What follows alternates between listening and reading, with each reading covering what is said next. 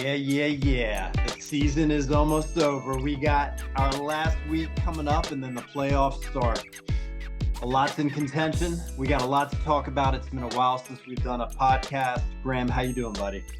I'm good. It's freezing up here in DC. I like my Florida weather, but I'm up here in the capital. See how it goes. Home of your soon-to-be playoff-bound Washington Commanders. So that's what I like to hear. I got last week's picture on my screen here. Mikey Sanders still knocking down a 2-point conversion attempt. But yeah, it's been fun to watch them, man. I really had not very high expectations, but it's been a fun little ride. And if we just make it to the playoffs, that's a huge, huge turnaround for this organization. So do you feel any attachment to the Washington Commanders, or what's your deal? Way more now. I mean, my allegiance is way towards Baltimore in terms of Orioles and Ravens, but obviously, I was always a Bullets fan, and then of course the Wizards and DC United and the Capitals.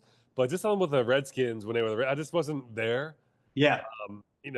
Part of it's the colors. I don't like the colors so much. Yeah. And then of course, the owner didn't really help anything.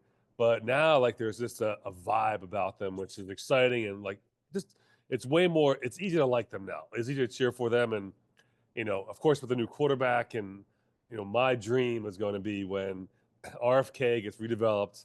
Yeah. They put a stadium there worthy of a Super Bowl, and then Lamar and Jaden Super Bowl, and that'd be crazy. That'd be crazy right there. I mean, if everything could work together, it'd be the worst traffic in the world. People would be leaving for that game, Super Bowl Sunday, on Tuesday to get down 95. It'd be crazy. Can you imagine Jaden versus Lamar in a Super Bowl 3 years from now? That'd be so cool, man. Yeah, it'd be great. That'd be awesome. So we can wish. We can wish. Yeah, that's what's fun about the NFL, man. Everyone, hope season comes at the beginning of every year. Everyone gets all excited about their team, and then then reality hits. And it looks like we're going to talk about a lot of different things tonight.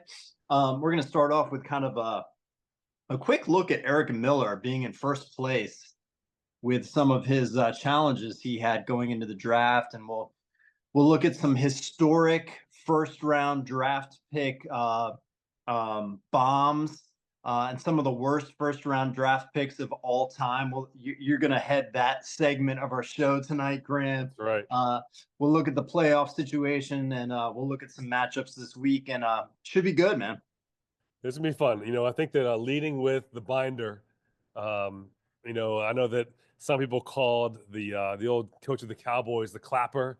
He was always clapping and clapping and clapping, and but Eric is the binder. I mean, he's the guy that brings all the data, all information, and for 10 minutes, 20 minutes of the draft, Miller just watched. He just watched while all of us got all happy, talking smack about picks we're getting, making fun of him, and here he is, a nice first place. Maybe a potential buy. It looks like he's going to have 10-3. He's got a really good team, and we're going to talk about. I've had actually personally with him. My week 7 with him, 156 to 154. An embarrassment for both of us to score that little points, but he's got these wins that held him into this, and we'll talk about this a little bit, but I think that the metaphor, we're going to go through this practice, but the metaphor of what NFL team are each of our teams like? And for me, I went with this first is Miller is the Chiefs, right? It's he's winning games he shouldn't win. He's in first place, he shouldn't be there.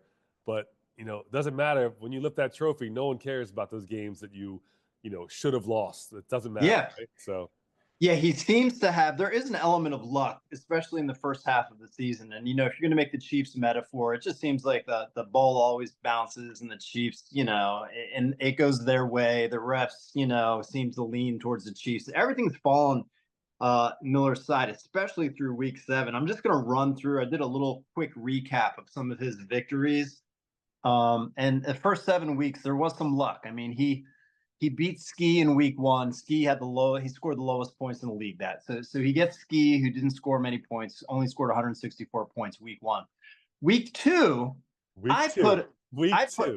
week 2, I put up 236 points, thinking like that should be good. That's a solid point output. And Miller puts up 237, beats me by 1 point, crushing. And then he loses to Eric Graham in week 3. Doesn't score a lot. But then in week 4, he plays Sarge. Sarge has the lowest points in the league at 161. So he gets another freebie there. And then in week 5, Chris Hammond puts up 228. You would think that would be good enough for a win. And Eric puts up 229, wins by another 1 point victory. He beats Lenny in week 6, 220 to 210. By the way, when he beat Lenny in week 6, his 3 receivers totaled under 11 points, and he still beats Lenny 220 to 210. In week 7, he had Pierce, who didn't score anything. He had no, 0, nothing. and he had Calvin Ridley, who had 9 rushing yards, but he did win a parlay in Vegas. So Ridley did win some gambling money. Yeah, so there was some luck there to beat Lenny. Lenny started a player that got 0 points. I think it was the running back for Buffalo. But he beats Lenny 220 to 210. And then in week 7, he beats you by 2 points, right? And you had the second lowest, point total that week. So he had some luck through the first 7 weeks and ends up at like 4-2. But then week 8 to week 13, I looked at this pretty closely. He was helped by a lot of different things. First of all, Josh Jacobs has been a huge draft pick for him. I kind of was staying away from Josh, wasn't sure. He was getting older. He's on a new team. Who knows how he's going to fit in? Josh Jacobs has consistently carried Miller. Nico Collins comes back from injury. That gave him a good boost. The rise of Pickens in Pittsburgh that he picked up, that was huge for him. And he's got Joe Burrow now filling in and really putting up some points. So in the past 6 weeks since week 8, Miller's only scored below 200 one time. So it hasn't been total luck the last, 6 weeks. He's put up some good points. He's had some close wins. He beat me again by 4 points. He beat Sarge. He beat Ski. He does lose to Roach.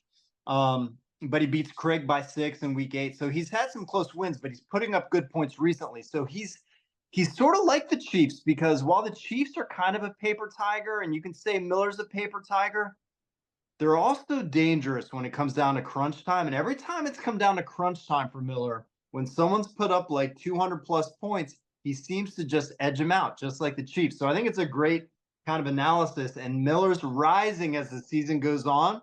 So it hasn't been complete luck. He's done a good job managing his team.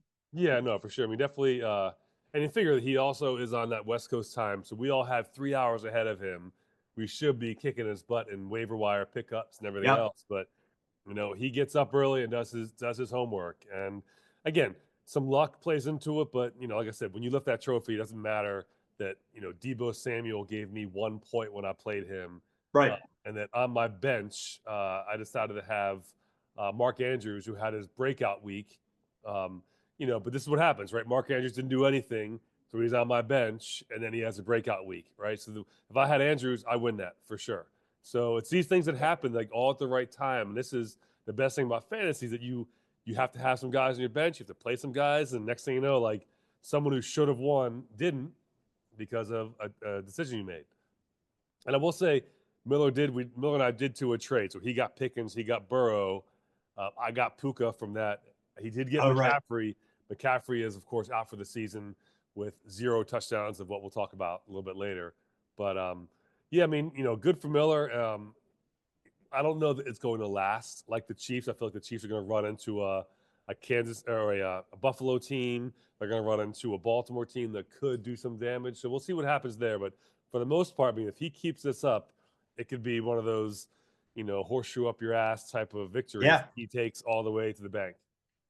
Speaking of the NFL, I mean, the Chiefs are trying to pull something off. It just shows you how hard it is to win 3 in a row. No one's ever won 3 in a row, and that's what they're trying to do this year. And so it's unlikely that it's going to happen, because it's so hard to do that in today's NFL. So it's likely we're going to see a new team representing the AFC in the Super Bowl. And looks like maybe the Lions. The Lions look really strong. I mean, Yeah. they have all the parts. They can run when you think they're going to run, and they can pass when you know they're going to pass. I mean, that's how teams win. Teams win when they do what they do better than what you can do to stop them, and that's what Yep. always happens. Um, Yeah. so I think they've got all that talent, and really, I think that Baltimore can be there if Baltimore could put 3 straight games together, Yeah. but they haven't done it all year. So who's to Right. say like all of a sudden they're going to turn this switch? I think they're probably going to win a first round playoff game, and then we'll see the Baltimore that has lost to Oakland, that lost to Cleveland, or sorry, Las Vegas and Cleveland, and even last Yeah. week against Philly, where like they were doing great, but then their kicker can't do anything. So that's what happens in these games. You have to be perfect at the right time, and Kansas City has been, and so is Miller. So I think that's we'll see how this goes. Well, I don't see Miller doing something to win this, but he'll be there at the end for sure. Yeah. Um, Yeah. Yeah. I think like if I had to bet on it right now, I always like to say these kind of things just in case I look like a genius. It's probably going to be Lions Bills. yeah. Yep. Seems like it's looking that way right now. Now, if the Lions don't make it, it's because their defense has lost so many people. But that offense is just hard to stop with those two running backs. But we'll see. It'll be fun to watch. Yeah. So let's go a little just fun, like quick and easy. You know, we talked about this before the we got started here. Something about like let's go through every team and what NFL team do they look like this year, right? So, you know, just kind of going down, looking at the standings. You know, I think Miller is like the Chiefs. If we look at the standings, the next team up will be Cleveland. Cleveland Steamers, that skis team. They've won 3 in a row. If you look Yeah. at this, if they look at what he's done, he's put up some good wins. He's put up some good numbers, some 255s, 245s, 227s. He lost to Sarge when Sarge put up 243. But his wins recently 250, 202, 198. Um, for me, I look at this and I'm like, he's Buffalo. Like this is a Buffalo team that kind of what was going on early on, but now they're really peaking at the right time.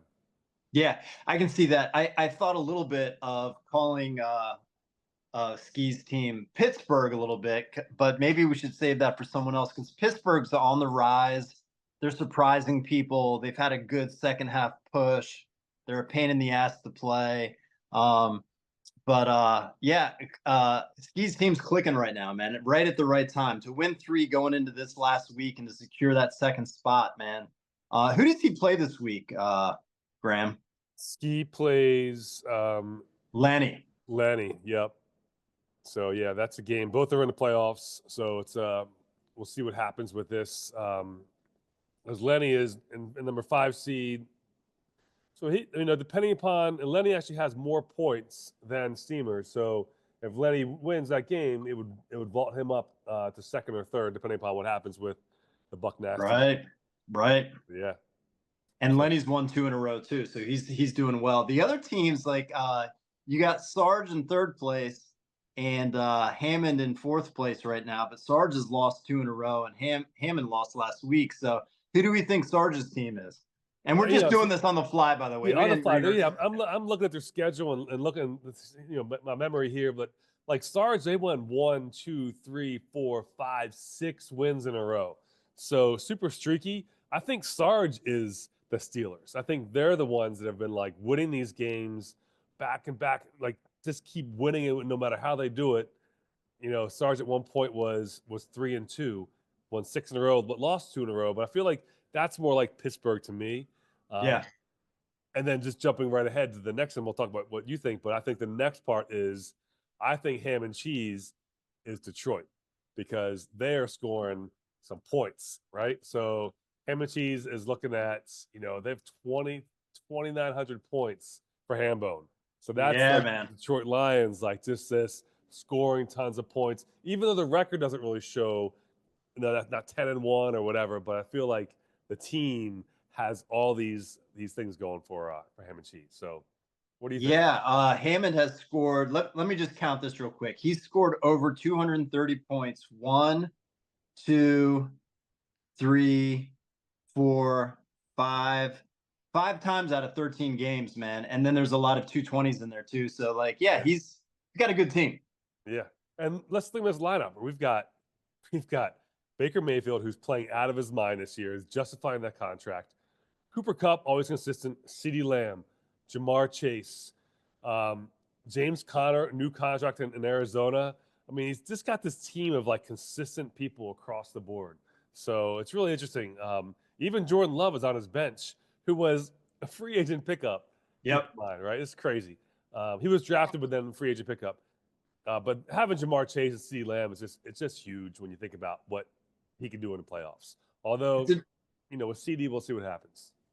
Hammond's team reminds me a little bit of Craig's team last year, where you don't have like necessarily like a ton of high ceiling guys, but you have all of these steady producers that are just not going to let you down, which is why he's been so consistent. And he did pick up, like, to me, this could potentially be a league winning pickup if San Fran can like get their shit together. This Isaac Guerrero running back. Oh yeah, yeah. And that was a nice little grab because he's going to be used heavy.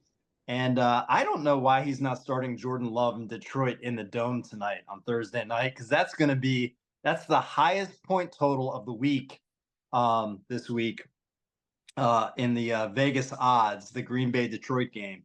And I would have started Jordan Love over Baker this week, man. That's just me. I like Dome. The cuts are easier to make. The ball throws through the air. All those things are easier when there's a controlled environment. Look, Tua last week went crazy in Green Bay, but I just feel like that idea of like the guys know exactly where to cut, how to do it, where to move. There's no like, oh, I slipped. It's just perfect football.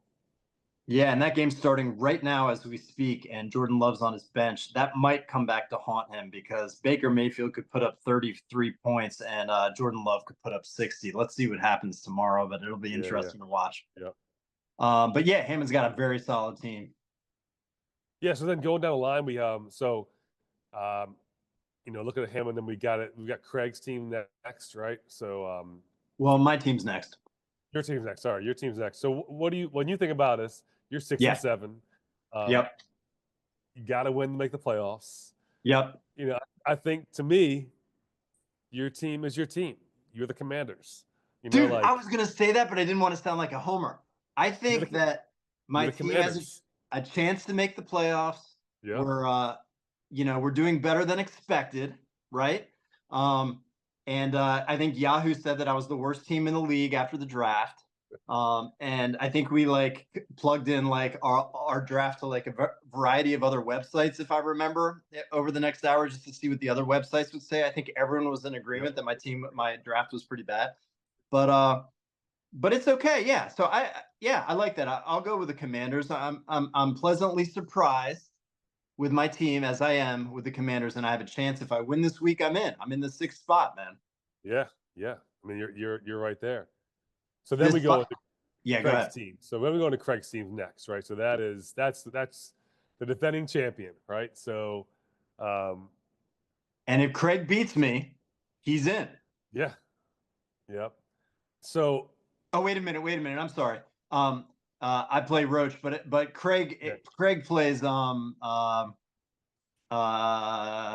EG, and if Craig beats EG, he's going to get me on points, isn't he?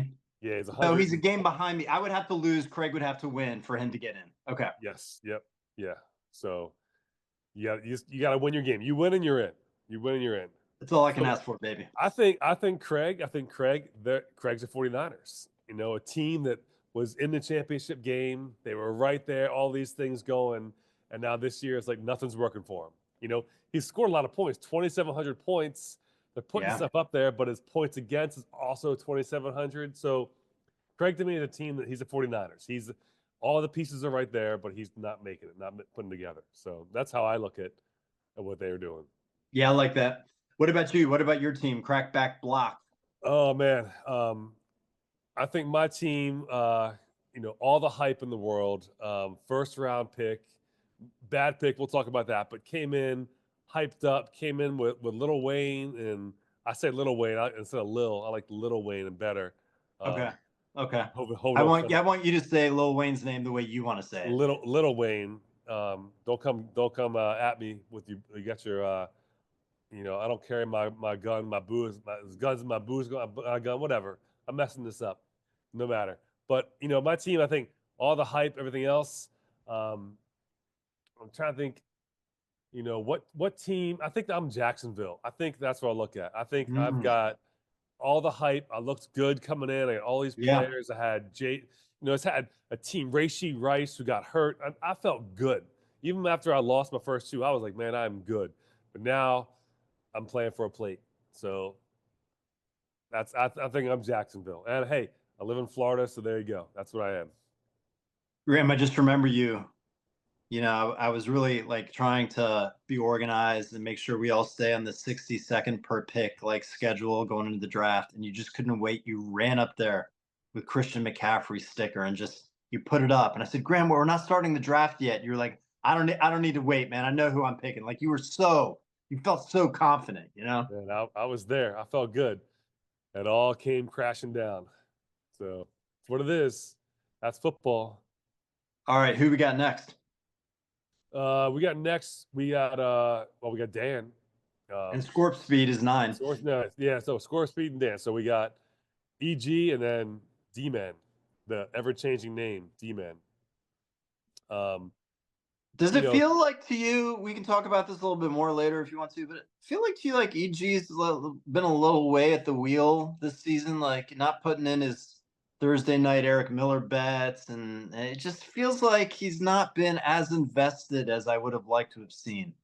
yeah, I feel like either either he's really busy at work or he's losing some interest or something. But we need to fire up the EG that we know that can dominate this league and has been at the top 3 team every year. So, um, I think about this. I think what team is he, and maybe he's the Cowboys, right? Ooh. Maybe he's this like, you know, hasn't put a lot of championship, but it always is in that running. And Yep. this year, injuries and the owner's getting a little old. Maybe he's losing a step or two. Jerry Jones, Eric Graham. I don't know. Maybe we're seeing something there. Yeah, and Maybe and Eric's just like the slipping. Cowboys, I mean, Eric gets a lot of coverage, during the draft, and he's very confident. Like every time we draft, I Yeah. I, I feel like Eric projects like he's had the best draft in the room. You know what Oh I yeah. mean? Just like the Cowboys do. Yeah, so I think maybe Eric's pulling a little Cowboys. Maybe we'll see what happens. We'll see. Maybe he has to get like a new cheerleading squad for his team or something. All right, and so we finished off. Roach is in last place, which is surprising because he had the most early round picks in the draft, man. Oh yeah, I mean he was there for all those things. I mean he went think about what he had. He had Travis Kelce, first round pick, then right to Mahomes. So that back to back 10th and then back at it at first. Um, you know, Jalen Waddle he took in the third round. Like he was our Stephon Diggs. Like he had some picks, and I think we talked about this. But what week did it fall apart for him? Like where did it just go south, and where he's like the wheels came off? Like looking at the schedule, um, for the D-man, he was like it was loss, loss, loss, win, win, win. So 3 losses, 3 wins, 3 losses, win, loss, win, loss. So is that right? I'm looking at the right team. No, sorry, wrong team. My bad. He won his first 2. He He beat was me 2-0, dude. 2-0. 2-0. Things are looking good. 221, 225. 3 losses in a row, a win, 2 losses, a win, and now 4 straight losses. That's killer, dude. What Yeah. happened to him in the last month? Because he had a chance to make it, man. Like I think at one point he was 3-3, and then it just fell apart for him, man. Too many moves. I don't know. I just think, yeah, I mean, like, a loss to Hammond, 260 to 223. That's tough. A 252 loss to me. A 246 to Craig. 213, 198. I mean, he had some teams put up points against him. Yeah. Um, but yeah, 4 straight losses is tough, right? 3 straight and 4 straight. That's a lot of losses in a row. If you go 500 and get a couple 2 or 3 game win streaks here, you're good. But you lose 4 in a row, that's a tough one. So I feel like when he lost to Ham and Cheese week 8, when he put up 223 and he lost 260, Mayfield put up 65 against him. CeeDee Lamb put up 42 against him. McBride, tight end for Arizona, put up 23 against him. Mooney put up 18. Yeah. Even though Mahomes had 48, Kelsey 24, Kyron Williams 22, Jordan or Jefferson put up Jefferson put 21. Still to lose by almost 40 points when you guys put up good points, that's tough.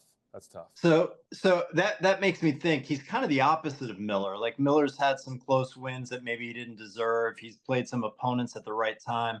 Roach ran into just some opponents at the wrong time the past month. And if you think of like the team, to me, that's the opposite of the Chiefs. If Miller's the Chiefs, what team is the opposite of the Chiefs? The team that stands out to me that maybe is Roach, if we're going to make the metaphor for the NFL, is the Las Vegas Raiders. Oh yeah. Lots of changes, unsteadiness at the helm. Yep. You don't even know where you live half the time. Are you in Vegas? Are you in Oakland? Are you LA? You got all these different fan bases. You got a coach that's like acting crazy in the press conferences, saying crazy stuff. It's Yeah. kind of like Roach. You Yeah. never know what he's going to say, what he's going to blame. Now he's angry at at this, at that. Is he going to quit? Is he going to stay next season? What's going on? Now he's really positive. Now he's on a political tirade. I feel like it might be the Raiders. That's right. Probably is. I mean, that's probably a good analogy. Like I would say the Giants, but we all knew the Giants were going to suck anyway. So the Raiders, they thought Exactly. they had some hope. Yeah, I see that for sure. All right, cool. All right, All good right. stuff, man. Let's transition to a little bit of research you did in our next segment of some of the worst first round picks of all time. Does that sound okay? Yeah. So I'm gonna dive in. I went through this. This took a little bit of work here. I had to go back. I started out in 2004, so 20 years ago. Wow. 20 years ago, the first round pick in the 2004 draft, Columbia Crew, Priest Holmes by Blue Grit. That was Keith Sargent, Blue Grit. So Priest Holmes, 2004. Let's just talk about Priest Holmes pre 2004, right? Let's look at Priest Holmes in 2001, Kansas City. Again, his first year, he was in Baltimore. Remember, he was in Baltimore with the 2000 That's right. Bowl champion. He was there. He goes to Kansas City, 1,500 yards. 2002, 1,600 yards, 21 touchdowns. Damn. 2003, 1,400 yards, 27 touchdowns. What? Crazy, right? So you're thinking Priest Holmes, Kansas City, but hey, he's 31 in 2004. He plays 8 games. He does average 111 yards per game, but only 8 games that he plays in 2004, 2005, 7 games, 2006 injured, 2007 4 games he played. So, but he got him at the last, like that was it. 30 years old, Priest Holmes was good. 31, done. So that is, he played 8 games, but that's the challenge there. When you think about, you draft that first round pick, kind of what happens that year, right? So that's your Priest Holmes 2004 Keith Sargent. Tough one there. Some others. That's one. I'm gonna go back. That was 2014. We go into LaShawn McCoy, right? So Shady. So LaShawn McCoy, he was solid, right? So, but the thing was with him, he ended up being the 12th ranked running back. He had a decent year actually. If you look at his year in 2000, that's 2014. LaShawn McCoy ended up putting up. He played all 16 games, 1,300 yards, only 5 touchdowns, but he ended up being the 12th ranked running back, which is crazy. That's how deep the running backs were at that point. Right. I thought that was interesting. Like he had a good year. It wasn't a super bust. He gave you good stuff, but it wasn't like, wow, right? Yeah. The same thing in 2019. We have a guy named Saquon Barkley who was drafted, right? So Saquon Barkley, 2019. Was that Lenny? That was no, that was Sarge. Sarge drafted. Okay. Right. Sarge drafts him. 2019, 13 games, 1,000 yards, 6 TDs. So again, the year before, 1,300 yards, 11 touchdowns, rookie of the year, Right. 2,000 yards from scrimmage. I mean, 91 receptions for Saquon Barkley. Wow. Right? I mean, as a rookie, that's insane. Right. So, I mean, again, not a bust per se, but the ninth ranked running back. Then we go into, this is interesting, 2020. Sarge again, first round pick, back-to-back years, first round pick. Who does Sarge end up taking? Christian McCaffrey. Christian McCaffrey, who is like, just, he's amazing, right? This is 2020. Christian McCaffrey plays 3 games, right? Sound familiar, Graham? 3 games. He did score 5 touchdowns. Okay, good. But the year before, 1,300 yards, 15 TDs, 116 receptions, 1,000 yards receiving. I mean, that's insane, right? And in 2020, he was only 24 years old, but 3 games, right? So there you go. That's candidate number 1. Priest Holmes is there, but I think this is there. 2021. This is Miller. Who's he take in 2021? Christian McCaffrey. Here we are. It's crazy. So in 2021, he goes, let me pull this. Here we go. I lost it. Hold on one sec. Christian McCaffrey. 1 second. So Miller takes him 2021, even though he had an off year the year before, probably because he's coming back from injury. He's back in Carolina. Yep. Things are looking up. Yep. So in 2021, ends up doing 7 games, right? 1 touchdown, 442 yards rushing, 343 receiving. That's Nothing. Just 7 games, right? Terrible. Nothing. Yep. Then we get into so then we get into 2022. This is ham and cheese. He takes Justin Jefferson. Now Jefferson didn't have a bad year necessarily. He just got injured, right? So this is one of those. Right. He ended up playing 10 games. And then of course he lost. Kirk Cousins went down. Just a bad year overall for Justin Jefferson that year, right? So not really his fault. Just not a great year. Sorry, that was 20. Yeah, that's 2023. All right, yeah. So then we have this year, Christian McCaffrey. He goes 4 total games, 202 yards, 0 touchdowns, and the first overall pick. That's all these are first round picks. All these are first. No, but I'm saying this is the first overall in the first. No, all these were first overall. Oh, really? Okay. Yeah. So I meant these are all number 1 of number 1. First round, number 1. Got you. Okay. Yeah. So, yes, I think that Christian McCaffrey now has been picked number 1 3 times, and he's put up 3 games. He's put up 7 games. He's put up 4 games. Wow, man. He's been a killer, dude. But the problem is he'll have that year in between all that where he's just way ahead of any other running back in the league. And it's so tantalizing. You know what I mean? Well, yeah, but he did that in 2019. Yep. He did it in 2023. Yep. He had an okay year when he went from Carolina to San Francisco. He ran for 1,100 yards, 8 touchdowns. But, here's a guy that, that 2019 year, he was wow. And then last year with San Francisco, wow. But, yeah, that means 3 times guys have drafted him number 1, and he's given him 3, 7, and 4 games. I mean, that's just. It's a killer. It's killer, right? So as great as he is, he can be a fantasy, God, if you have him, great. If you don't, man, if you think a first round pick, you can be really screwed. Do you feel like that's part of the reason you're not making the playoffs this year? That's probably a big part of it. I feel like that, and I think the biggest part is Rashee Rice.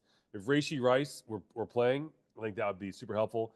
I thought Stroud, CJ Stroud would be better. He's been just Right. average. I Yep. played him a lot of games where Joe Burrow was having great games, but I was like, no, Stroud's my guy. Stroud's my guy. And I lost games because of that. So Yeah. maybe a little too much loyalty because I drafted him. He was my keeper, and look how smart I am. Those are Yep. always fun things to win. When you win that, I'm the smartest guy in the room, but you actually are a moron. Yeah, but you get yourself stuck in this thing where it's like, I'm not benching him now because as soon as I bench him, he's going to go off. And I Yeah. drafted him. You know what I mean? Yep. Yeah. Yeah, for sure. And that's kind of what happened with with Tua. Like Tua was, I was like, oh, it's Tua. He's cold. I'm going to play Stroud, and then Tua has 70 points. I lose a game. So, but yeah, and then I think that so anyway, that's the bust. I think that McCaffrey has been a bust. At the Yeah. end of the day, I don't know what other player to really compare him to, where he's just so amazing when he's on, but can just be devastating when he's not to your team. So Yeah. I don't know what other sort of player he's reminiscent of in any sport for that matter. I'm trying to think of any sport where you have a guy just when he plays, it's amazing, and when he doesn't, your team is just sucks. I don't know. Maybe he's like Sidney Crosby, because Sidney Crosby had like years where he would just be out, but when he plays, he was just amazing. Of course, Yeah. he had way more good years than McCaffrey has had, but I don't know. I We'll got see. distracted because I'm looking at the Thursday night points coming in. And I'm really nervous because I benched Malik Neighbors because he's so banged up, and they got the third string quarterback starting in New York. So I just put him on my bench and I started Christian Watson over him, hoping that Christian just catches like one of those like 80-yard touchdown passes Yeah. sometime in this game. So I'm watching this come in. Do you want to look at some of the matchups this week and see what we see? Yeah. Let's see. So we got some fun matchups, right? I mean, this is the last week of the season. So I guess we'll start with. Let's see. Let's look at a good one here. Let's look at the bottom ones. So really, Craig and Scorp Speed. Again, looking at Scorp Speed right now. Look at that matchup. Um,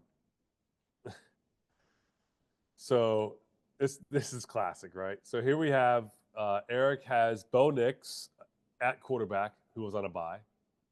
Who's still in that quarterback. Speaking of what we talked about before, Eric, pay attention. He has Darnold, who's playing versus Atlanta, this is great. Darnold versus Darnold's on his bench, and he's playing against Kirk Cousins in Atlanta. But yeah, Craig is on projected for 209, Eric for 159. But of course, if you put 40 extra points on that for a quarterback, that's closer, probably 200 to 203. I just see Craig winning this based on who's paying more attention. Yep. Jalen Hurts is there. He's got Montgomery, Tyreek Hill, although Tyreek Hill's questionable. I give us to Craig. Craig goes 6-8. Scorp Speed goes to 5-9. What do you think? Yeah, I'm going to give it to Craig too because David Montgomery's already scored a touchdown, and it's like 10 minutes into the first quarter.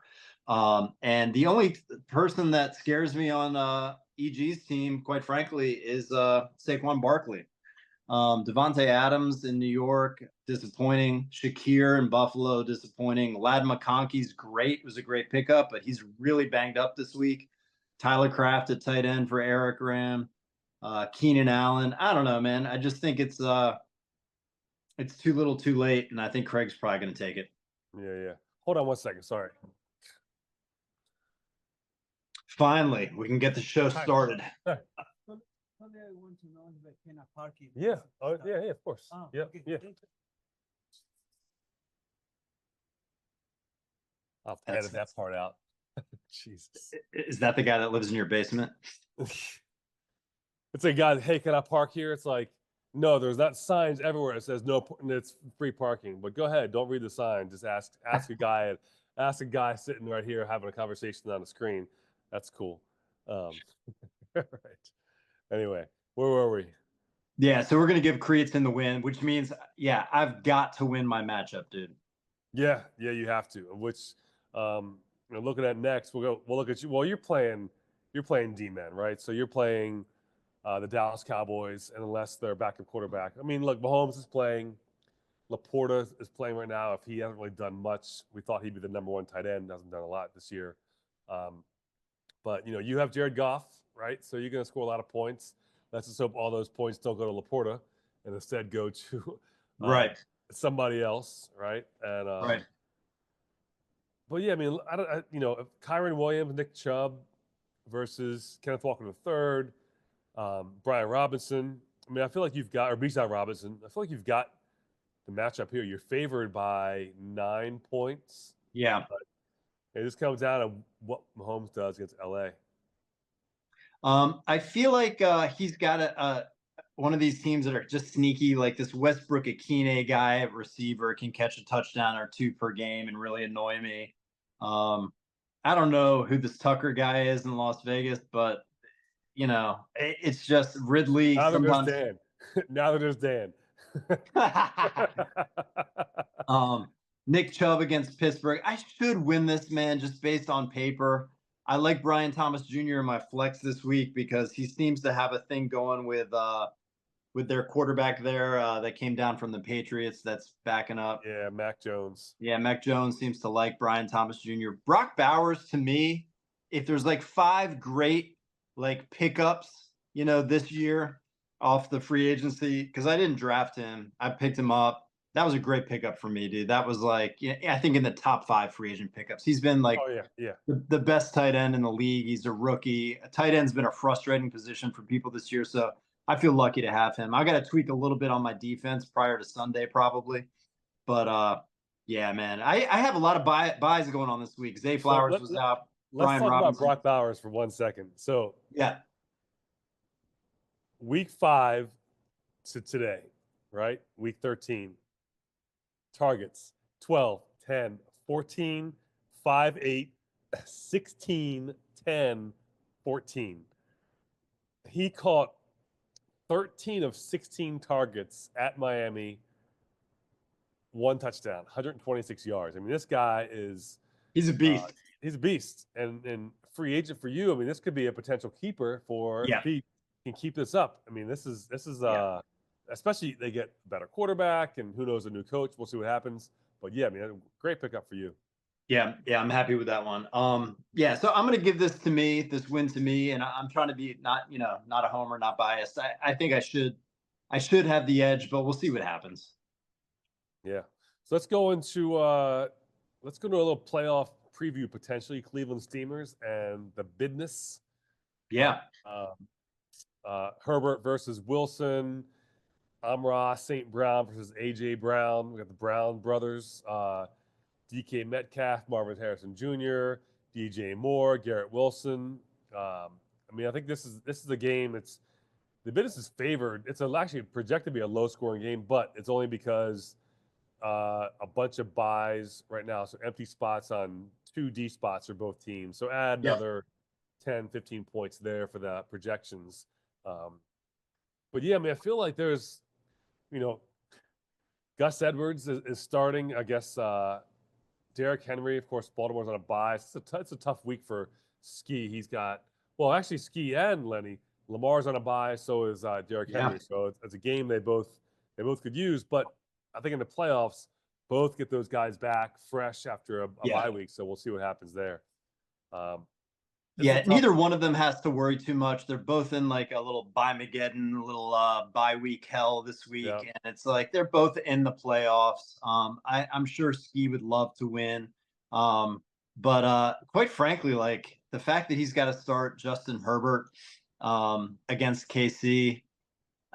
Justin Herbert has one receiver to throw to, man, and he's really banged up, and he's a rookie. I'm giving the edge to Russell Wilson on Lenny's side. Russell Wilson, man. That guy, I don't know where that came from, but I did not see that coming. yeah, no one did. But yes, as Pittsburgh did, and one thing that Tomlin said, it's interesting, is he said about Justin Fields, but also kind of applies to Wilson, is that he said about Justin Fields that like people said he's not coachable, and Tomlin was like, I run to coaching. Like I don't run away from coaching. If someone needs coaching, I will run to that player and coach them. That's what I'm Yeah. going to do. And then you see that. That's why Tomlin hasn't had a losing season, I think, ever. He runs to these players, coaches them up, and he's like, look, I don't like Pittsburgh, but you got to respect Tomlin for what he does with Yeah. the team. And to have Fields start while Wilson got injured, and then Wilson comes in, and they still bring Fields in for important plays. It Yeah. keeps everybody involved. And I think that's a really big testament to what they do in Yeah. Pittsburgh. So, I think Tomlin's a Hall of Fame coach. I yep, think he's proven it. Yeah, I don't know how many times they've made the playoffs, but it's been like ridiculously high percentage rate. And yeah, to go to Russell Wilson when Fields was 4-2 there after the season that Wilson had in Denver last year, that was really ballsy, and it has paid off because he's throwing some rainbow passes that are landing to Pickens and the yeah, other receivers there. Yeah, he's had a great little yeah, run. And I like Lenny's matchups better this week. Like I like Kamara against the New York Giants this week. I love Bucky Irving. I had him on my team for like 4 weeks in the beginning of the season, and apropos for what I normally do, I pick up these rookies too early. Or these second year players too early. I can't stand it anymore. I drop them, and then right before they hit. And Bucky Irving's a great runner, and he's playing Las Vegas. He's going to have a nice week if he stays healthy. I like Lenny's matchups. So I'm going to give this win to Lenny. yeah. And look at this Skis team. Here's what's funny. So, Gus Edwards, J.K. Dobbins, right? Both in Baltimore, both Yeah. get hurt. J.K. Dobbins, he goes to L.A. Where's Gus Edwards go? He goes to L.A., right? They Yep. can't escape each other. Ski has them both on his team. They Yep. can't even escape each other in fantasy football. Gus Yeah. Edwards and J.K. Dobbins. It's like, damn, man, can I just get a week without seeing your ass? It's crazy. Even in fantasy football, they're on the same team. It's so funny. I want to know if Ski's going to end up dropping J.K. Dobbins when it comes crunch time because he's on IR right now. He's kind of done for the fantasy season, quite frankly. And I'm Yeah. wondering if Ski's thinking I might want to keep him as a keeper. You know what I mean? Oh, yeah, but he's 29 now, I 27. know. He's too old for keeper. So then we got what's next? We've got we'll do. Why don't we do my team with against Sarge, and then we'll finish up with ham and cheese. I think we could finish with a potential um, championship matchup. So we'll do me crackback block versus Buck Nasty next. Okay, let's look at it. Yeah, so Tua versus Josh Allen. This is we've got T. Higgins, Debo Samuel. I mean, my team, like I like my receivers, like Debo and Jaden Reed and Puka Nakua. I like what I got there, but my running backs just Pollard, Najee Harris. Yeah. I don't like that at all. I do like Smith and Jigba for Yeah. Seattle. He might be my keeper for next year, as well as Puka. We'll see what Puka for sure. But yeah, I mean, I think that's my team is just decimated. I do have 2 empty spots on D. Sarge is playing well. They're the Buffalo Bills right now. He has Josh Allen, kind of makes sense with the analogy. So yeah, I feel like, unless Tua and Debo and Puka go off, I feel like the consistency of Sarge Yeah. get me. He's got some explosive players, especially at running back with Jameer Gibbs and Achan out of Miami. I do like Tua this week in Miami against the Jets at Yeah, home. Are they playing at home? Yeah, they're playing at yeah, home in Miami, yep, warm weather. I think they're going to put up some good points. It might be closer than we expect, but you kind of just got to look at the lineups and give it to Sarge. But anything can happen. yeah, Um, and yeah, it's really interesting. He's got Kate Otten, who had a great mid-season run. Week 8, Kate Otten had 29 points. Week 9, he had 21 points. But he's been kind of quiet recently. I saw on fantasy and all these little expert places saying, this is Kate Otten's week in week 14 versus Las Vegas. We'll see if he can turn it around, but he's been quiet lately. So that might help you a little bit too. If Cade continues to score like 7 points, and you may have something there, but I think it'll be closer than we think, but I'll give the edge to Buck. yeah, I think so too. And then we go to a playoff matchup here. Yeah. We got ham and cheese versus high life. Josh Jacobs playing tonight right now, down 7. We got but Joe Burrow, I think for high life, that was a midseason trade. for me. George Pickens is playing well, obviously with the new quarterback. Nico Collins is out for high life, so that's a big one right there. He also has two defensive players on bye. Sorry, three defensive players on bye. So that his projection is lower than what it should be, but Yeah. this is ham and cheese has a lot of guys who are projected in that 14, 16, 18, 14, 13. Like those are good projections when guys are putting up consistent numbers that they're projected that high. Although CeeDee Lamb and Jamar Chase are both questionable, I don't know. This is a toss-up for me. I don't know which way to go with this one. Yeah, it's tough. I mean, Chris has the highest scoring team in the league against Miller, who's really kind of one of the lower scoring teams in the league, and yet sits at 10-3. I would tell Chris to get Dowdle out of his flex and put in Isaac Guerendo immediately. I'm going to give the edge to Ham and Cheese, and just based on the fact that he's just been a more consistent team. I would have put in Jordan Love against Baker Mayfield, because while Jordan Love hasn't done anything yet in this game, if they get blown out tonight, he's going to have a fourth quarter of garbage time. He's going to put up 30 points in the fourth quarter. I still think Jordan Love's going to score 50 points tonight. But it's too late for him to make that switch because Jordan's already playing. But I'm going to give it to Chris, man. The horseshoe's got to come to an end at some point for Miller. Yeah. We'll see. I think that if I had to go with this one, I'd definitely go with ham and cheese. I feel like Chris has got a little bit of an edge there, and this just based on the consistency of what he's done all season. I mean, 2,900 points. That's a lot of points. That's a lot of points, man. Chris has a sneaky good team. He's got a better team than 7-6, man. Yeah, for sure. And I feel like, that's Detroit Lions and Kansas City Chiefs. This is like the Super Bowl prediction that people want to see. So we'll see what happens. Yeah. Yep. So what else we got? I think we got it. I think we covered everything we wanted to talk about, right? I mean, we crushed that. Yeah, I mean, it's been a fun season. It's been weird with tight end. It's been kind of an off season. This is my take, just my overview. We've seen a resurgence in running backs this year. Receivers have been hard to predict. Tight ends have been hard to predict. Yep. Quarterbacks have been like a little bit down. Like they've been kind of weird. The quarterbacks we thought were going to go off, like Stroud and Mahomes and Lawrence and Jacksonville, and just hasn't been much, man. Yeah. Weird quarterback, especially with like guys getting paid. Like Daniel Jones got cut. Yeah. Trevor Lawrence got paid. He's out. I mean, just it's weird how these things go. And like we all thought this was the year of the tight end, Mark Andrews and Kelsey and Laporte. Yeah. We had all these guys like 100-yard reception tight ends, and like it's been nothing. I don't know. It's so funny. It's like, and everyone zigs, the league zags, and it changed, right? So I mean, it's been a fun year, not on my end fantasy wise, and not on my end with Baltimore, but overall, the league has been really exciting, I think. Yeah, it's been cool to watch, and I'm looking just for fun to see who the best quarterbacks in the league were this year. And as of sitting here right now, this is funny. The top 5 quarterbacks in the league are Lamar Jackson for Lenny at 635 points. And then you got Joe Burrow at 627 points in number 2.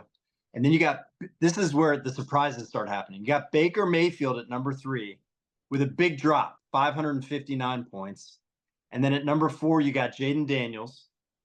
And number 5, you got Bo Nix. So you got 2 rookies in the top 5 for quarterback points.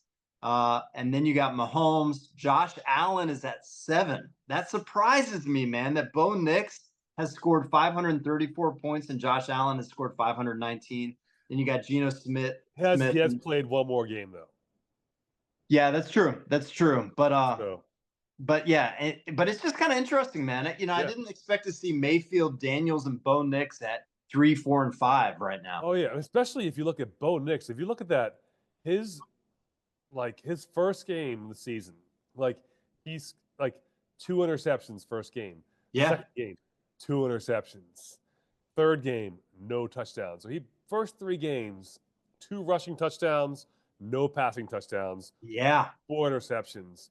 and like, what's this guy got? But this could be, I think, for Scorp Speed, if he wants to pay attention, this is that keeper he can put in there for next year. Who, again, who's the head coach? Yeah, Right, I was going to say. got a good head coach who took Yep. Drew Brees, a guy who was undersized, Yep. but could play his ass off, made him into a Hall of Fame player. I mean, Bo Nix is the right size, if you will, for quarterbacks. He could turn him into something special in Denver. So, yeah, Sean Payton's kind of a pain in the ass, but he's a good quarterback whisperer, man. And yeah, I didn't expect to see, C.J. Stroud and Kyler Murray and Stafford and Aaron Rodgers and Kirk Cousins and Brock Purdy and Justin Herbert. Jordan Love's like number 21. Tua's like 22. I mean, yeah, it's a surprising year, man. But that's why we played the game, dude. You never know what to expect, man. Yeah. And looking across the board, like all these things, we look at like, McLaurin for Washington is a number 3 receiver. Again, that's part of Jaden Daniels, right? We have these just guys we thought would be like Garrett Wilson, we thought would be a top 2, and he's a solid 8th, 9th, 10th. I mean, it's just interesting when you look at what we all thought, and of course, as people will do, they'll rewatch all of our expert advice from last time, early in the season before the season started, and they'll have to look at what we said and be like, "Oh, you guys are off a little bit," but that's part of the game, right? Have fun with this. Jackson Smith-Njigba, who I drafted and dropped, has scored the 7th most fantasy points. That's just a dagger to my heart, dude. I hope you enjoy him, man. You should keep him. Yep, he's a keeper. Him and Puka next year. At this point, those are my keepers. We'll see what happens. I'll tell you one thing. If I win that draft, I'm not drafting first. Even if I win the thing, I'm drafting 4th. Something. It's good stuff, man. I think we're going to see more running backs go earlier because it looks like it's a pendulum. It switches back and forth. The years of receivers dominating, I think it's starting to slow down a little bit, man. So but that's what happens. I mean, the defenses change, so the offenses have to change with them, and it's this ebb and flow back and forth. Sometimes the offenses are way too good, the defenses don't know what to do, and then it changes back and that's the whole beautiful part about this game is that the experts are studying film over and over and over again and saying, you know what? I mean, that's where cover 2 came from and cover 0, and that's where these zones and the mans, they all do different things. The schemes change because they want the team to do something different. And then the offense goes, okay, here's the holes you give me. And maybe that's where the tight end goes, because the tight end can hit those spots that are just above the flat or just across the middle, whatever. And then they shut that down, and that leads the opening for the running backs. So all this stuff kind of is a give and take, right? Yeah, it's pretty cool because the defenses have gotten lighter and faster. And then you got Harbaugh coming into the LA Chargers, and he's like, I don't need receivers, man. Let's just get a bunch of running backs in here. And all of a sudden they're 8-4, and they're just, you know what I mean? It's just like, it's pretty cool, man. But all right, good stuff, dude. Yeah, good chat. And hope the guys enjoy this podcast. Hope Roach is happy. I know he was saying, when's the next podcast, man? This one's for you, Roachy. Yeah. Love you, buddy. And if you get all the way through, Eric Graham, that's a testament to your commitment to this league. Remember, that pink plate is going to be on some sort of expensive car you have. So better get your stuff together. Yeah, the last thing I'll say, just to kind of nail home my point about running backs starting to be more productive. The lead running back in our league has 293 points, and the league leading receiver has 288 points. So the highest scoring skill position is going to a running back right now, which we wouldn't have seen like 4 or 5 years ago. Yeah, it's crazy. So all right, man, good stuff. I'll see you on the flip side. All right, good luck in the playoffs, guys. See ya. Columbia Crew.